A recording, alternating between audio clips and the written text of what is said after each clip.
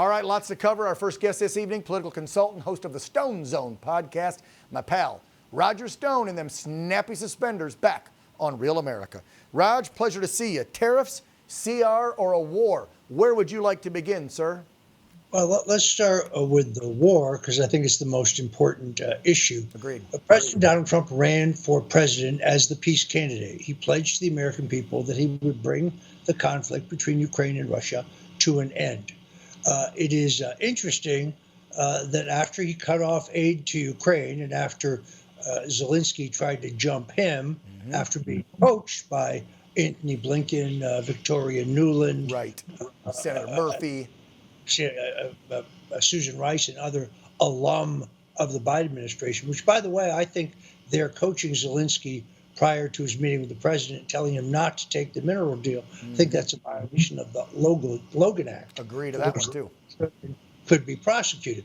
But the media immediately began screaming that Trump was in the pocket of Putin. He's a Russian asset. I actually had a reporter who I normally consider intelligent and fairly sane from a great metropolitan newspaper call me and asked me whether I thought it was possible that Donald Trump had been a Russian asset all the way back to the 1980s. Oh, my God. Specifically asked me whether Trump's first flirtation running for president in 1988 had been an idea that was hatched in Moscow. Well, since it was an idea that I think I first thought of, the answer was no. But then you saw 2 days ago Donald Trump on Truth Social saying, based on the fact that Russia is absolutely pounding Ukraine on the battlefield right now, I'm strongly considering large-scale banking sanctions, and tariffs on Russia until a ceasefire and final settlement agreement on peace is reached. To Russia and Ukraine, I say, get to the table right now before it's too late.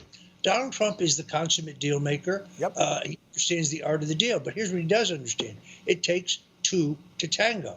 You have to have both the Russians and the Ukrainians at the bargaining table. Yep. This is a giant breakthrough today with Secretary of State Marco Rubio announcing the ceasefire and that the Ukrainians will come to the table. I will remind you, Dan, that I think Zelensky, who knew he was getting pounded, was ready to start talking peace much earlier, but he was prevented from doing so by the Secretary of State, Anthony Blinken, and the last administration, plus his allies in NATO.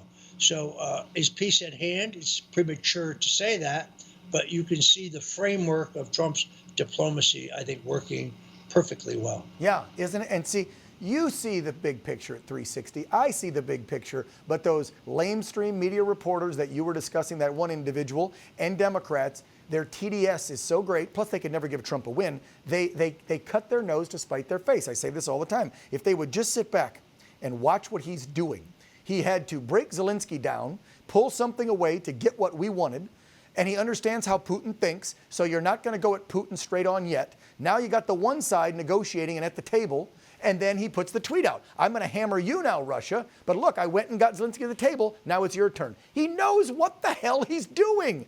And they have, well, one, they have no clue, or two, they do see that he knows what he's doing, and they can't stand it. That's why they're never going to give him the W. All right, let's move to the CR and the budget, because you have Thomas Massie pushing back hard. There's even some Freedom Caucus folks, even though they said they're going to vote for it now, who did not like kicking the can. You know I hate kicking the can as well, Raj. But I know the president believes this is good for now to get the border security money he needs and then revisit it later this fall. I, for one, am tired of it. I have said before, let the damn government shut down. But when we're in the middle of all these massive changes by his administration, I kind of understand it. Your thoughts? Look, I don't love it either. On the other hand, with Elon Musk and his Doge identifying not millions, not billions, but trillions in waste, fraud, and corruption, it seems to me we need to get our entire fiscal house in order. Okay. We're spending far, far more than we need to be spending. There needs to be a total reexamination of federal spending, and then maybe we wouldn't have to go through this. The Trump tax cuts, if renewed, will result in further increases in revenue. This is one of the fallacies of the left. I saw Robert Reich. He was the labor secretary under Bill Clinton. I went to high school with him. He was not too bright then. He's not too bright now. I've had enough to hear, by the way, with Robert Reich.